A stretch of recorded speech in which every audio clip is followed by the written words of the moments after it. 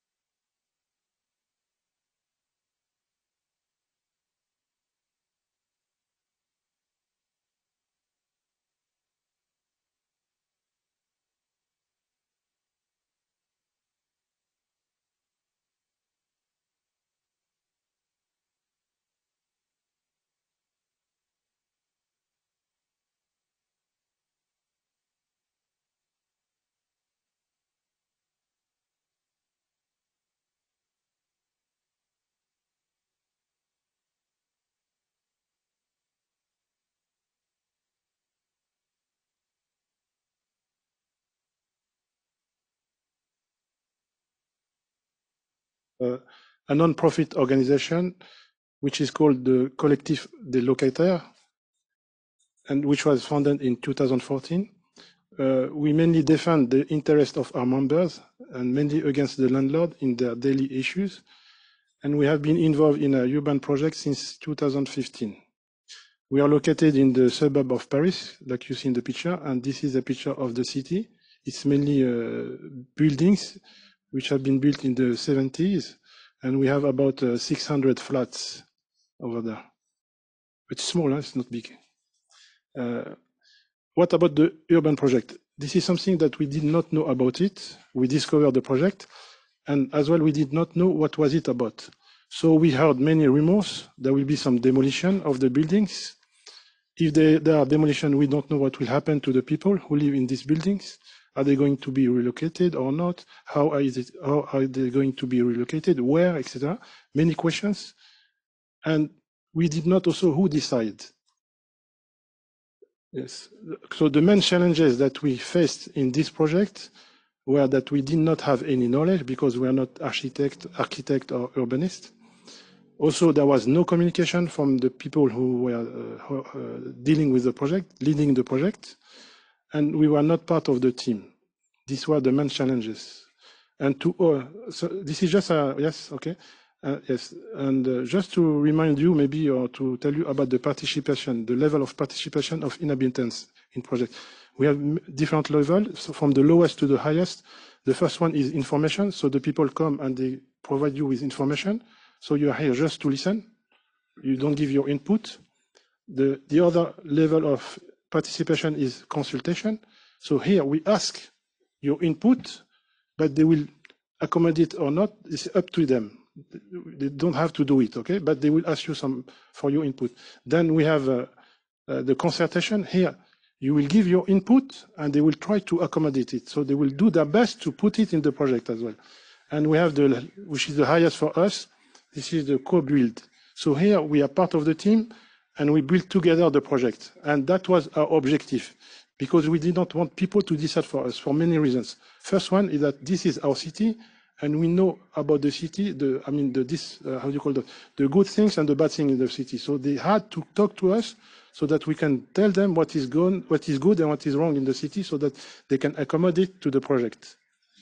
And here, but we don't have any clue about the project, we don't know, we don't have any expertise, so we had to call for help. And this is where APPUII comes in with their expertise. Yes. And it has been a very, very long process. So as I said, in 2015, we discovered the project, no clue about the project, how it works, who decides. Then in 2017, we started to participate in the meetings to learn more about the project. And until 2019, we were able to build the knowledge necessary to give our input to the people who work in the project. So we moved from information level to the consultation level. And then in 2019, we had the COVID crisis. Everything stopped, even the project. So we were trying to accommodate how we work together. But for us, we did not want to stop. What you have to understand is that before, it was one question. Are we going to do some demolition or no? It was only that, yes or no, yes or no. So we were fighting for that, okay? And in 2019, we decided to build a project based on the input from the people who live in the city, and we decided to go for a project without demolition. And again, here with the help of APPUII, they brought to us architects to work together on a project. So we have been given the input to the architects, and they were building the project based on the input. So that was a teamwork. So this is this is the project that we built. It's a transformation of the city without demolition. So the first image on the left is the actual city, and we have a building that we will like to transform it in a nicer building, more attractive for the people as well to live in this place. Yes, and this is the overall picture of the city, and the transformation will bring us to this level of attractivity. Yes, you can. So you have to understand that this project as well has been built based on many factors, and this project is much cheaper than the one they are suggesting to us, and also it's more ecological. What they say now is that it's not necessary to destroy buildings, but to give them a second life. Yes. So the key success factor for us in this project, the first one is to ask for help from the experts. They have the knowledge and we don't have it. Then we have to participate.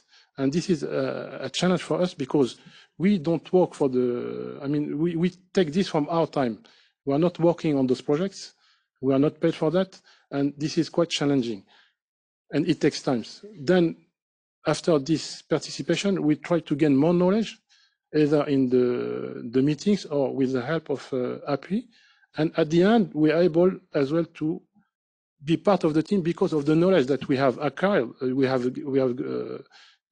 got from our participation and from APPUII. And at this stage, we can build the project together with all the participants. Thank you.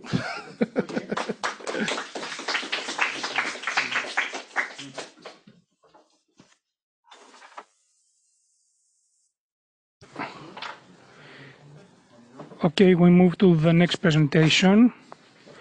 Active citizenship to link urban and green infrastructure, strategy and cultural health.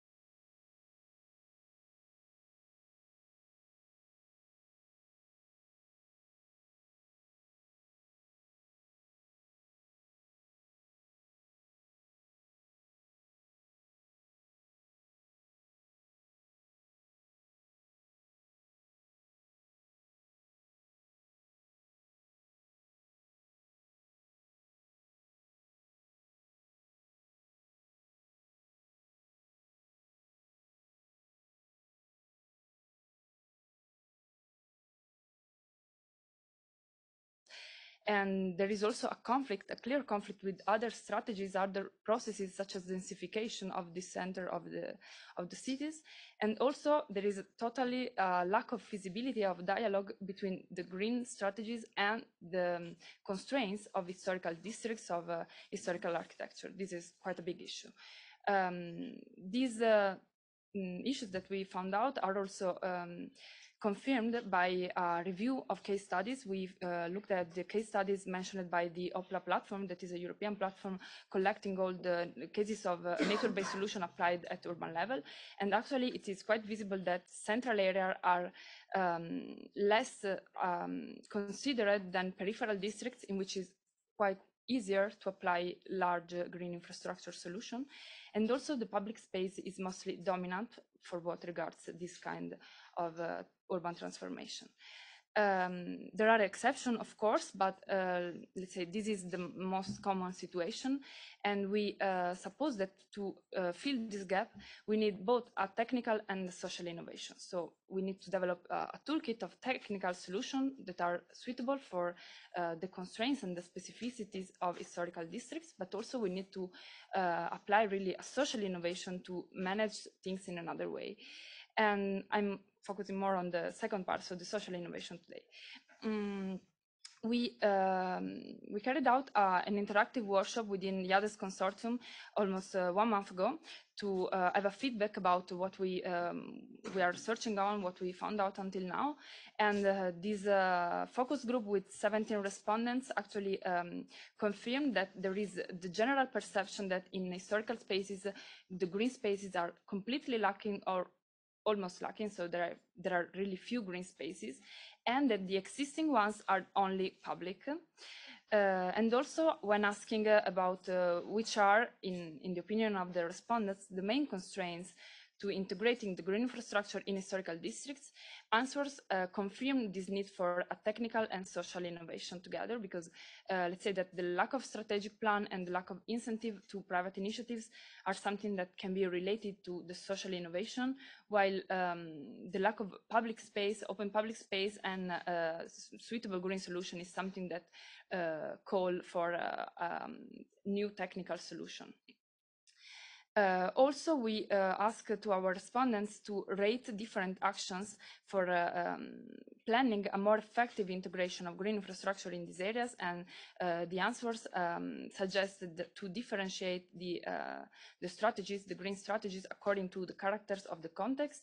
They also suggest to push more the private initiatives and to coordinate it with within a strategic plan, so to coordinate private initiatives at an urban level, and also to develop financial instruments to promote this kind of private initiatives.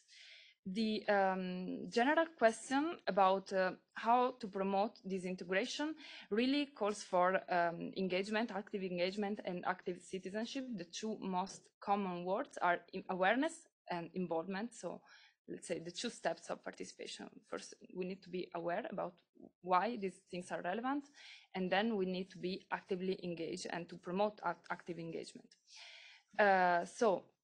We try to apply these things to Milan case studies. I'm going to show you shortly why this is so relevant. As you know, the urban green infrastructure responds to 4 core principles that are connectivity, multifunctionality, integration of green and gray, and social inclusion. So participation is something already part of the 4 core principles. In Milano, this is the state of the art. Sorry, I'll show you on this one that is better. The green spaces are the existing green infrastructure, while the orange elements are the strategic green infrastructure planned in the strategic plan Milano 2030. The strategic plan includes 20 new parts that are mostly focused in peripheral areas, of course, and green connections, so green roads, green networks. You can see that this circle is the perimeter of the historical center, and within the historical center there is nothing, not the existing or the strategic. So it's quite a huge problem. I highlighted more the most involved area in the existing and planned green infrastructure, and you can see really the historical center is the area more lacking this kind of solution. So there is really a systematic exclusion of the historical center from this kind of strategy. And when we think about what is currently going on about the green infrastructure, the two keywords are scaling out and scaling up. Scaling out refers, speaking about green infrastructure, refers to the enlargement of space and cases of application of green infrastructure. So we speak about transferring good practices from one city to another to add spaces involved in the green infrastructure, while scaling up refers to the upgrade, let's say, in this. The online is not working. Just for I didn't want to interrupt. Yeah, but why? Because we want to also the other people to say something. Sorry, it just happened now. So, ξέρεις, έτσι ότι χάσαμε.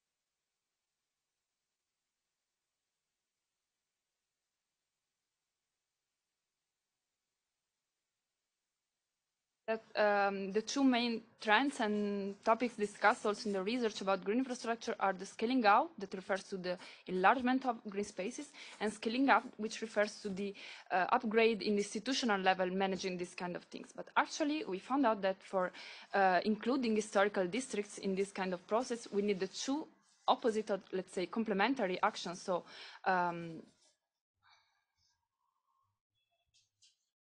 I'm not changing. Okay, a scaling in and scaling down of these processes. Scaling in because we need not just to go outside, go to the peripheries, go to other cities, but we need to include also the historical core, which is currently excluded. And we need to scale down because it's not just a matter of managing this thing in a higher institutional level. For including historical districts, we need to include also the base of the society, so citizens, active citizenship. So the practical aspects of this kind of procedure is that we need to coordinate the private initiatives with the urban green infrastructure objective. Private initiatives cannot be something standing alone, cannot be something in which I do what I want and you do what you want. We need to coordinate, and to coordinate this kind of action, we need really a strong policy framework, innovative policy framework, including private initiatives and citizenship. And we need also economic and financial measures to support this kind of innovation, and a technical toolkit. As I was saying at the beginning, we need both technical and social innovation. And citizen participation should be also structured at different level. When we think about the private spaces, they are not with one owner. They usually refers to the building scale. So the starting level is to coordinate citizenship in the same building. Then we have the neighborhood scale in order to improve something like green neighborhoods, and of course the city level to coordinate everything at a higher scale. The potential impact of this kind of solution is quite large. In these two maps, you can see the comparison between the state of the art, so the existing green spaces that are mostly outside the central core, and they are mainly public, and also on the right side, you can see the situation if we transform all the private space in green spaces connected within the green infrastructure idea. And this kind of transformation can really cooperate for the mitigation of the urbanite island with the creation of cool spots, with the diffusion and higher availability of green spaces, and also a huge contribution to the sustainable urban drainage system. So we are moving on from this starting point in which we reach the awareness that citizenship, active citizenship and participation is a key point, and we will update you about our research within IADES. That's all from my side. Thank you a lot for your attention.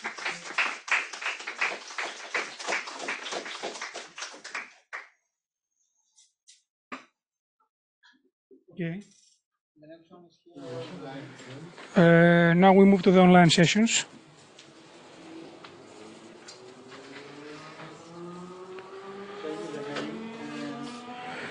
we start from the beginning, so... No. Okay, okay. Okay, so we begin with the first presentation in the program. 1 minute.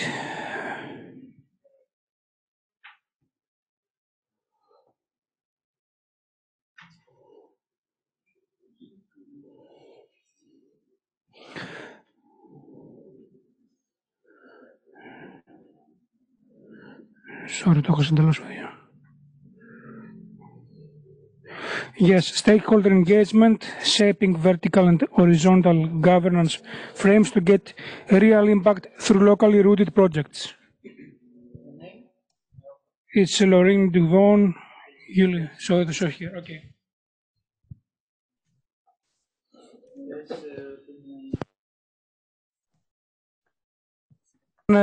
Share your screen and begin the presentation. Hello, everybody. Do you hear me well? Open your microphone. I think it is open. Yeah, it's okay. I can hear you. Can you open the microphone? My microphone is open.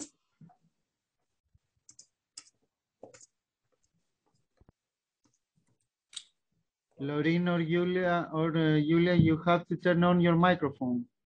They are open. Yeah.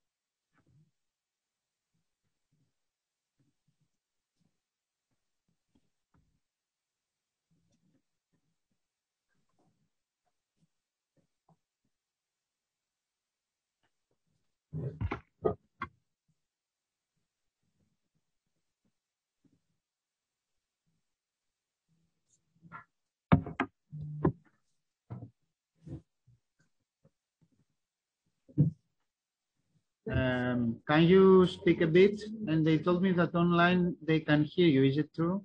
Yeah, I can hear everybody. Do you hear me? Yeah, I hear you.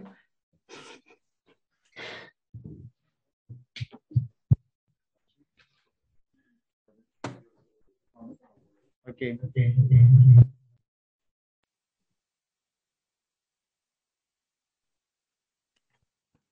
Okay, we can start. It is okay?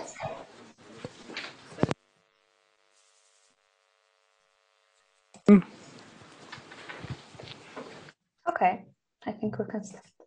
Okay, so hello everybody. We are Laurine Duivon and Yulia Barsukova, urban planners at Urbasofia, and we are going to present to you our engagement strategy with the Harmonia project. So cities concentrate people, infrastructure, activity, and many other resources into tight spaces, which means they are particularly vulnerable to the effects of climate change. The influence of cities on anthropogenic climate change cannot be understated, considering that their intensification impacts them in numerous ways. Climate change has caused and will continue to cause pressure and uncertainties, and that will pose challenges to the society, the economy, and the environment. And as a consequence, urban resilience has gained prime importance because cities must be prepared to respond to predictable impact and remain functional.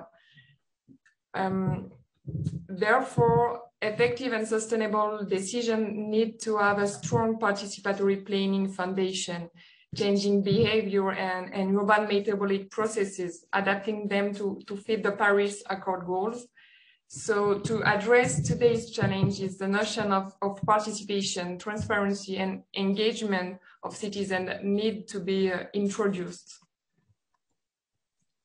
And the Horizon 2020 project Harmonia can help to face these challenges as it aims at uniting the stakeholders around the common climate changes issues, allowing them not only to understand the impact on their local environment, but also to concretely visualize them through a support system based on GEOSS and advanced modeling tools.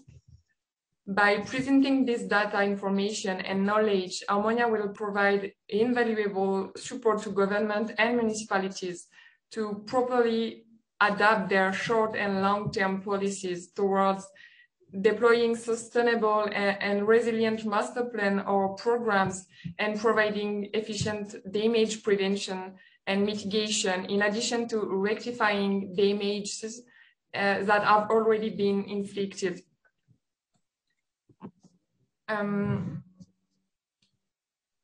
Next slide, Yulia, please. Thank you.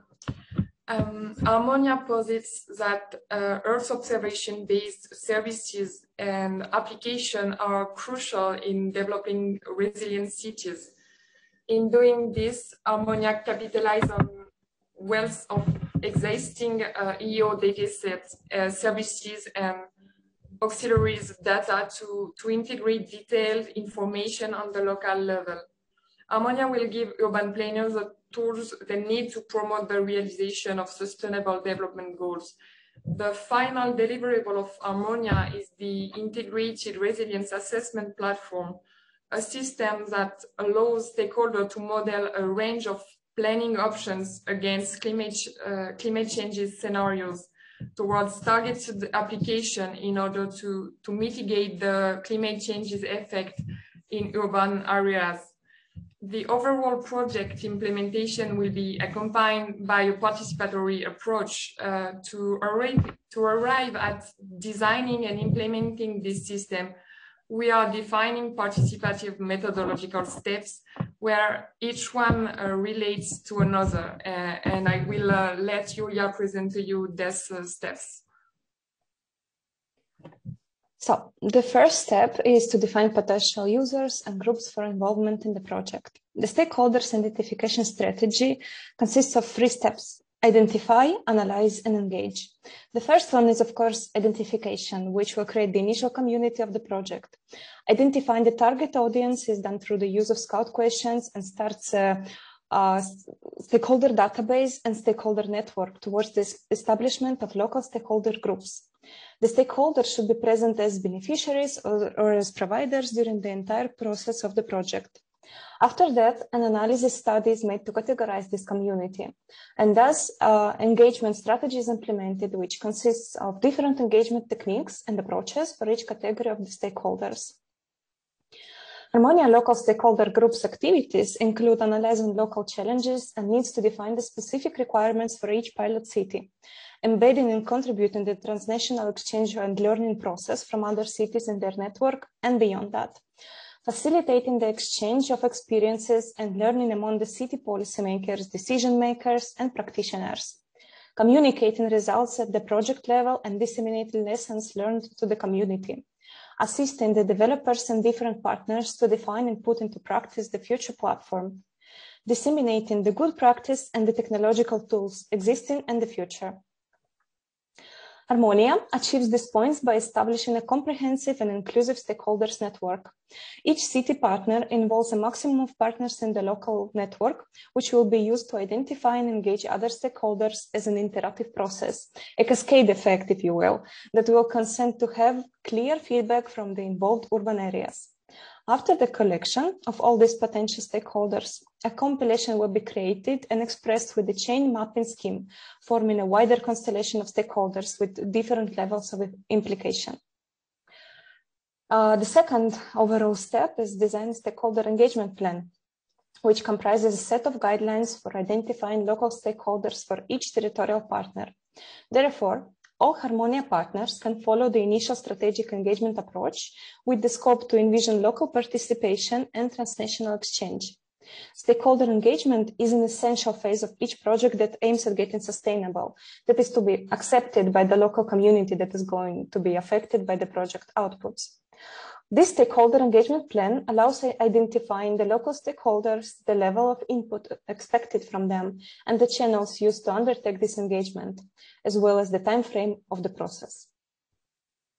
Stakeholder engagement plan connects the project scope and outcomes with target users and collaborators of those outcomes, identifies and characterizes the groups of stakeholders which should be involved, either as beneficiary or as a provider, and then it proposes strategy to involve them. On the one hand, this report aims to help the partners involved in the project by providing them a deeper understanding of the interests and influences of the stakeholders and creating links to exchange information between them. Therefore, project partners, as well as the potential users for the advanced modeling tools, will be able to easily create the initial community for user uptake workshops that will happen in the future. On the other hand, it is a relevant part of the project development for dissemination, communication, and exploitation. Stakeholder engagement plan assists Harmonia's consortium in achieving sustainable collaboration with all those territorial actors affected and interested by the project's outputs, but also in developing IRAP platform on real-life needs to provide high serviceability and usefulness. The focus of the engagement process is on forming a relationship between a wide range of actors and developing a community around the co-conception of the platform with a transparent dialogue with and between the stakeholders to raise their level of understanding, awareness, and inclusiveness in and for the project. Engage identified stakeholders is the last stage of stakeholder engagement plan that proposes an implementation of different approaches of introduction of the stakeholders into the project. After implementing Analyze chapter, it will be created a free-level database of the stakeholders based on their desired level of interest for the project and possible influence that they could bring in it. Thus, the project introduces levels of participation for the stakeholders. Each of the groups will be involved in the project according to their level, starting from subscription to the project's newsletter and finishing by participation in workshop session and other significant events. This way, it will be built a diverse community of Harmonia project that will lead consortium to implementing sustainable and accessible decisions in the project. The Harmonia approach for creating the decision-making platform is based on the proactive involvement of the cities, whose local knowledge provides invaluable support to governmental bodies and municipality authorities in order to facilitate the processes to design and implement their short and long-term strategic plan, program, or policies, and providing mitigation and adaptation measure to counteract climate change's negative effect on our planet. The aim is to reach, attract, and engage all stakeholders, especially in the topics in which they can make a difference. But the climate changes will continually change and evolve and certainly grow.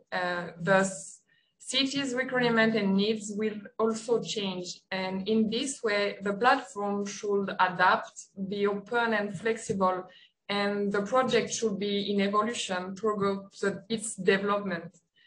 In taking this into consideration, it is important to keep in mind that the groups and the stakeholders' influence and/or interest will be different and must be considered at every stage of Harmonia. Harmonia is now at the stage of mapping requirement and gathering the input of stakeholders within the consultation of the 4 pilot cities, but we want to include everyone in the mapping of the requirement, and questionnaire will be prepared for this. So stay tuned of upcoming opportunity to join the Harmonia ecosystem. We invite you to follow our social media and visit our website. And thank you for your attention, and thank you to the organization for giving us the opportunity to present the Harmonia project today.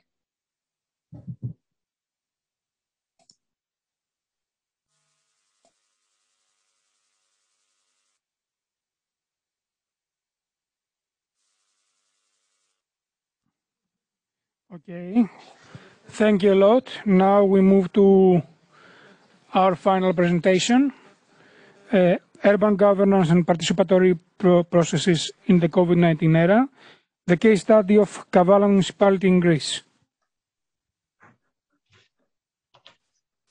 Hello. You have to share the screen. Yes, 1 minute.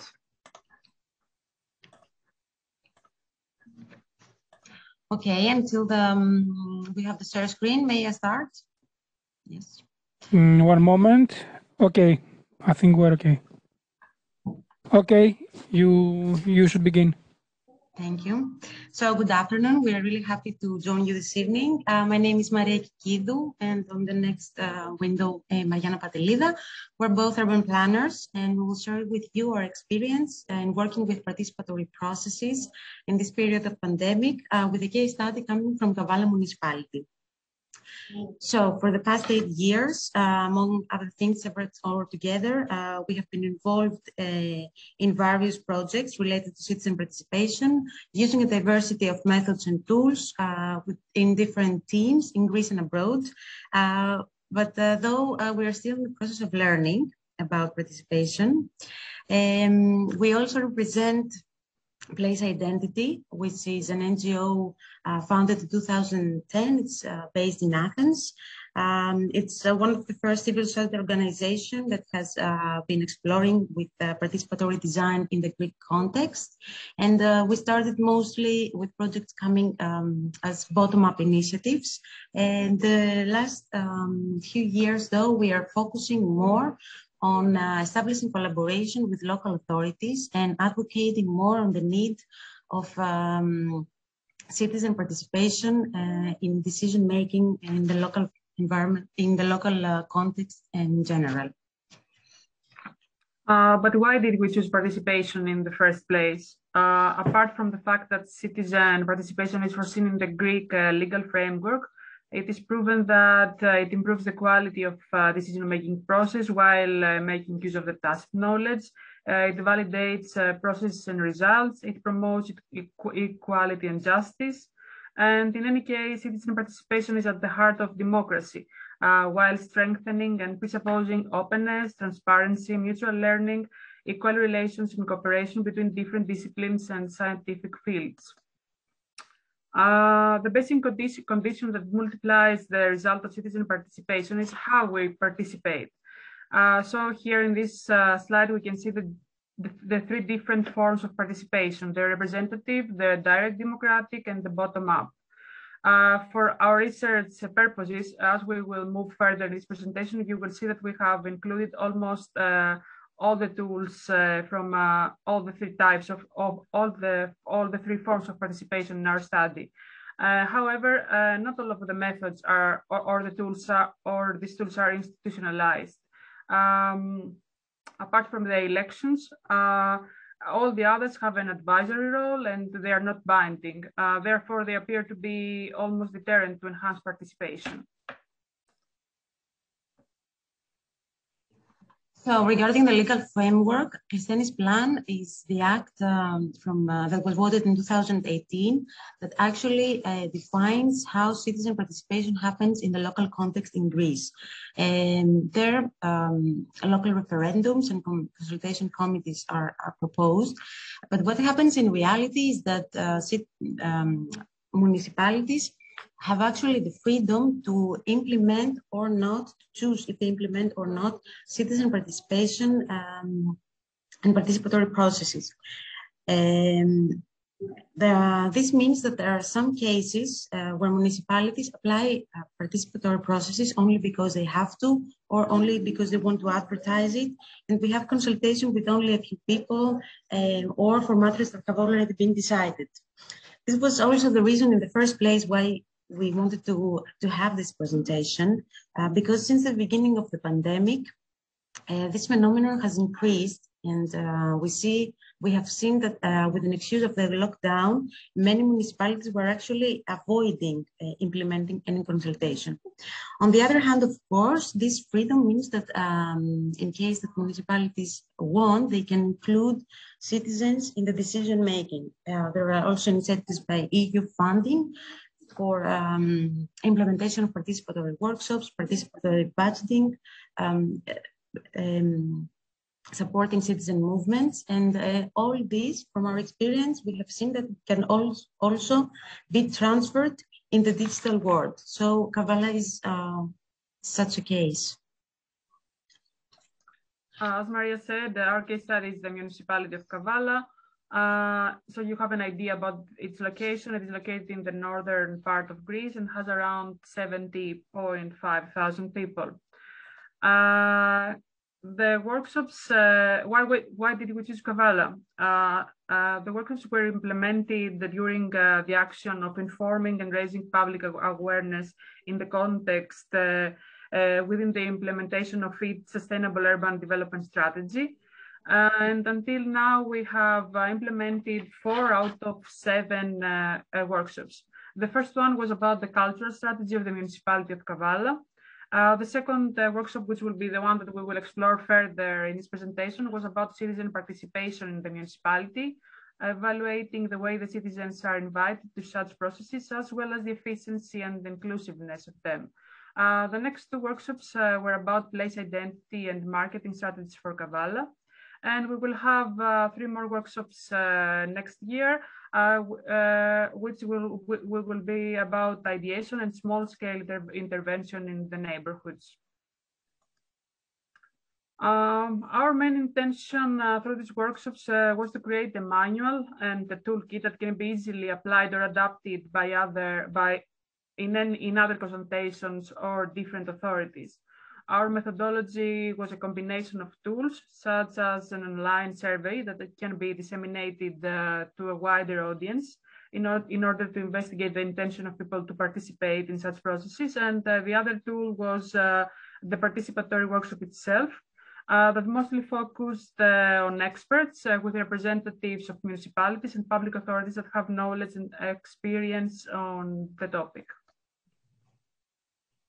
So regarding the online survey, the title was How Participatory Your Municipality Is, and the main goal of the survey was to collect some data from the citizens regarding their views on citizen participation in the local level. So what do they think, what do they believe, what do they know that is going from regarding possibilities for participation in decision-making in general, in Kavala, in the municipality of Kavala, and also what do they wish to see from their municipality about ways for participating. So in the next slide, you can see that we have the survey was during the winter, so we had no other option but to do it online. We had 265 people participating, and given the fact that it was online, we had a very representative sample of people participating. We also had some very interesting results. As we will see in the next slide, most of the people know elections as the only way that they can participate in decision making. But we also see that 1/3 of them recognize citizens' movements as a method of participation, and they have also participated in neighborhood assemblies and online surveys. Moreover, another 80% have an interest in learning more about citizen participation and participating.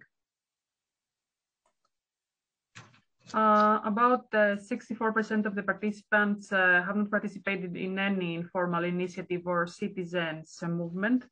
About 87% of the answers said that they have not participated in any workshop of the municipality of Kavala. in the past, highlighting the lack of information as the main reason. However, those who participated in such workshops were quite satisfied with the overall experience. A large percentage also have no concerns about the participation issues. Other identified concerns such as the non-participation or indifference or abstention of citizens, the effectiveness of procedures, and whether the results are taken into account in decision-making as the major issues of not participating in such initiatives. The majority of the participants consider that the municipality of Kavala strengthens participation very little or not at all, with a percentage of 56%. So as we go through the future of participation in Kavala Municipality, from the results, we had that 95% of the participants expressed their interest in participating in issues related to their city, such as issues related to public space, spatial planning, culture, and city marketing and branding for tourism for the municipality.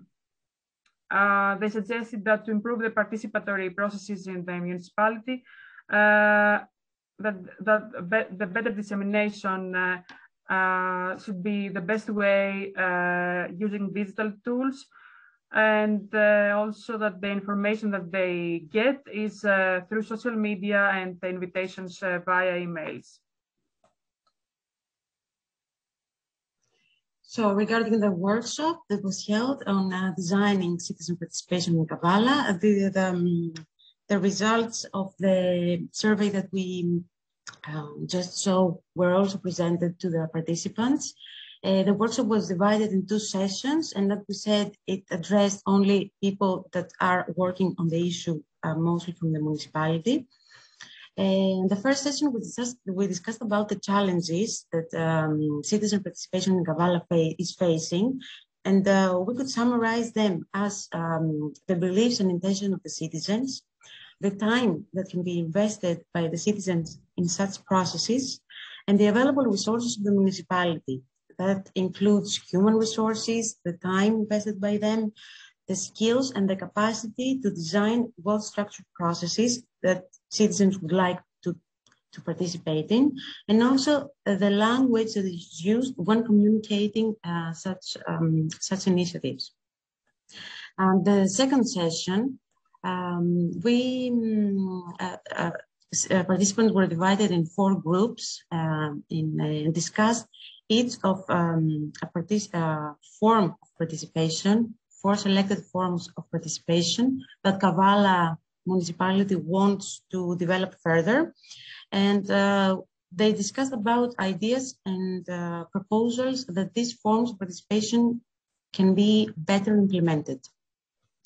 So key findings from this 4 discussion was that it's important the participation of all age groups, and for this to happen, there needs to be used multiple communication channels for the participation, a clear target on the participation call, and also commitment by the municipality, again, about the human and economic resources that they invest, but also in implementing the decision of the citizens. And the fact that a reference point for participation that needs to be developed, and this can be an existing structure that they have that is called Kavala Urban Center. And so that was it. To sum up, citizen participation in decision-making is a sector that still needs and can be developed further. New methods are certainly needed and can be supported in the local context and in the from the existing legal framework that we have in Greece. But what we've seen from our experience is that participation in times of crisis is possible. It was very well welcomed by local communities, and is always useful for municipalities.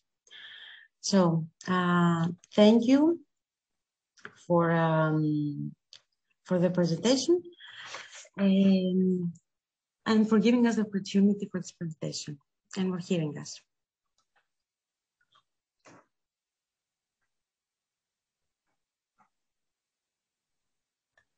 Okay, thank you. We have 5 minutes for questions and any comments that we may have. Yes, but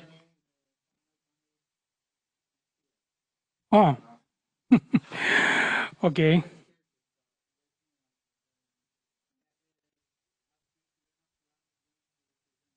Okay, Lena Flamm is going to present. Are you ready? Or not?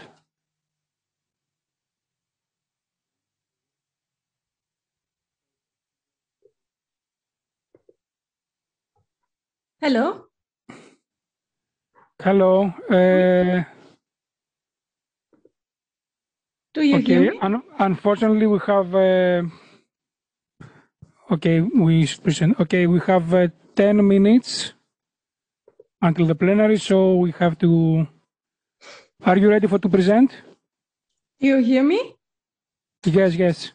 Perfect. Yes, then I share my screen. Okay. I just have to go back.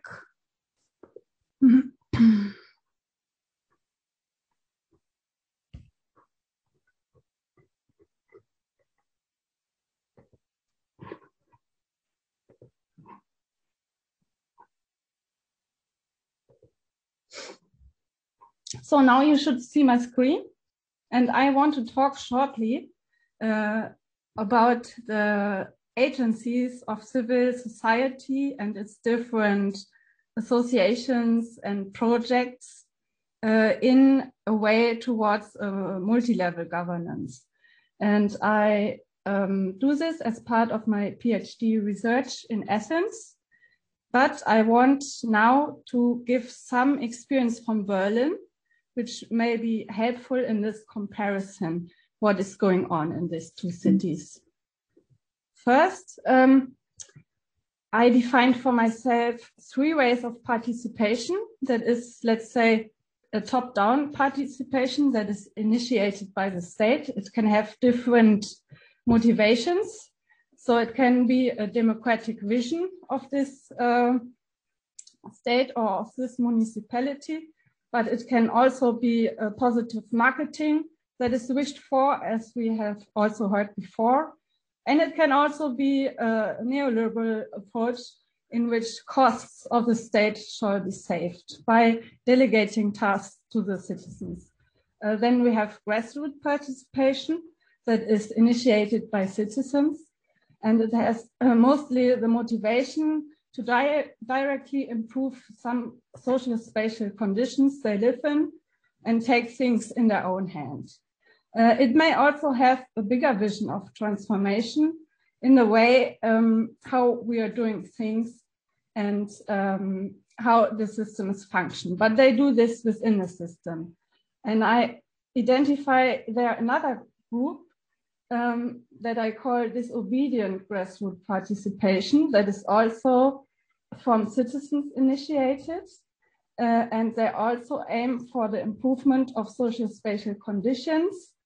But they may do this also against, not within, but against rules of the current system. And I argue that all these 3 ways of participation have their own democratic function and influence the historic evolution of the democratic culture within a specific place and its society. And from the experience of Berlin, it could be said that the change in the top-down participation and the improvement progresses mainly because or after actions and pressures from different grassroots activism. I use for this multi-level perspective on transitions. If we see the progress of participation as a way of transformation, And in this perspective, grassroots actions or change agents, how it's called in this multi-level perspective, many times start to develop innovative concepts. Then they gain other people who support them. They form networks. Then they get more known. And then they may even become agenda setter and opinion leader, and then become part of the existing rules policy making and can lead to a paradigm shift. Apart from this, this is much used in the scientific literature, but also disobedient participative grassroots actions that are against specific rules of the state to have a very big function, especially in the course of Berlin. Here's a short history of the dynamics between bottom-up space makers and policy making in Berlin. In the 80s, there was a lot of decayed building stock in Western Berlin, and squatters were squatting these houses in an attempt to renovate those houses. This was an answer to plans from the city to demolish those buildings and let investors develop new houses. This movement became so strong that the plans were from the city abandoned and start a process of renovation of all these kind of houses in decay. In the 90s, after the reunification, there was a vast land and a lot of decayed building stock that give the ability to many activist groups and many creative people and in general the society to use those buildings in a political vacuum after the fall of the wall and do whatever they want with these things. From the 2010s, we can see a more neoliberal urban planning that gained also a lot of citizen opposition. And this pressures from the citizen in Berlin, we could say partly at least also led to a new planning culture considering participation in the city. A key point for this was 2014, a referendum on the former airport in Berlin that should have been developed into housing projects that also had a participatory planning. But it was criticized as a pseudo-participation. This gained a lot of attention in the media and in the society, and a public referendum that wanted to stop this housing development was successful, and the project was also stopped.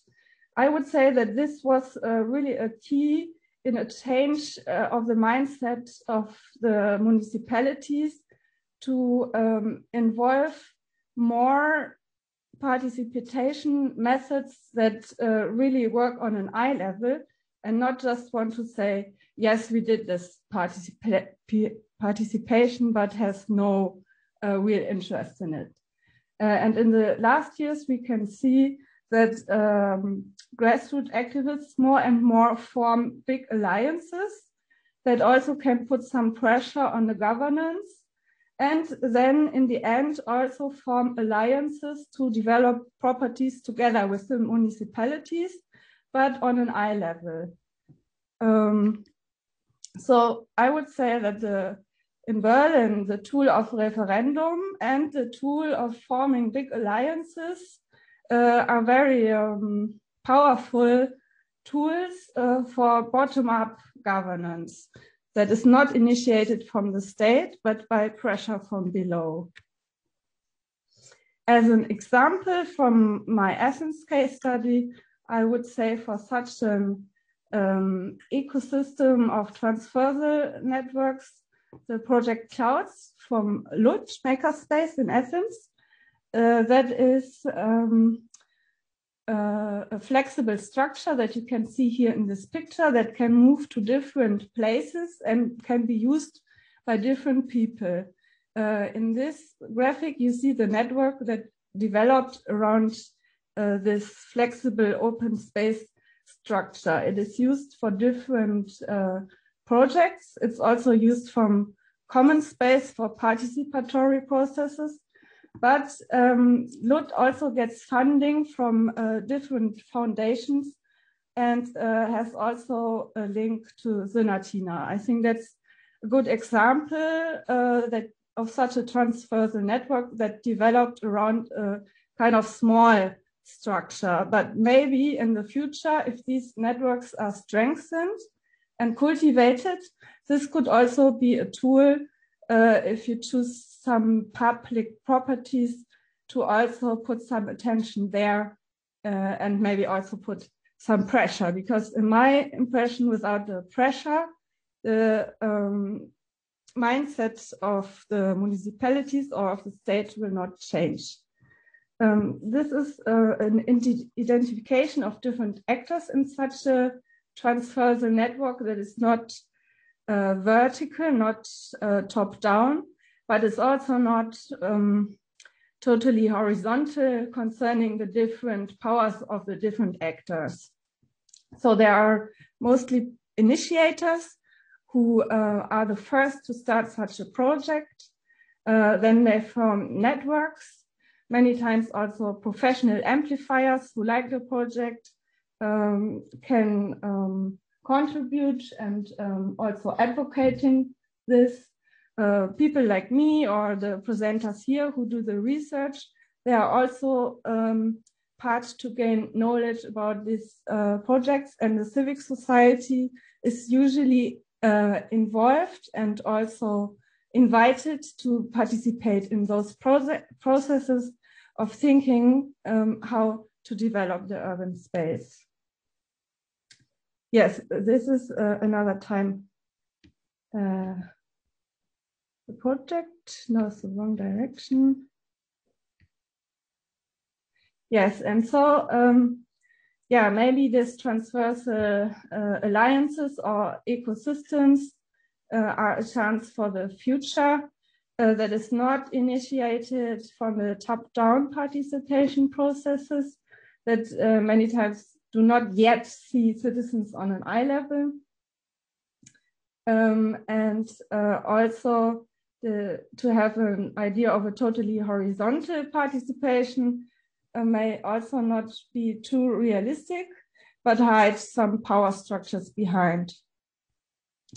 But the transversal alliances can gather very different actors with also very different powers and even work with the municipalities or governance.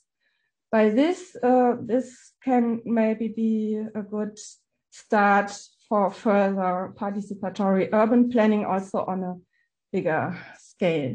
This can also happen, the mind change within the municipalities, within such a process of involvement in a specific format. I would say maybe also in the format now, that at some point they see the value, but it also means that they have to give away some of their power to other actors. This is the biggest challenge, I guess, and then also integrate this in standardized policy making. Thank you.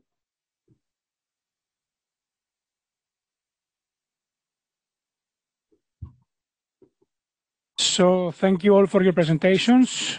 Unfortunately, we don't have any time for questions or comments as we move to the plenary sessions. Thank you again for being here, and we move to the final session for today, the plenary session on session area A.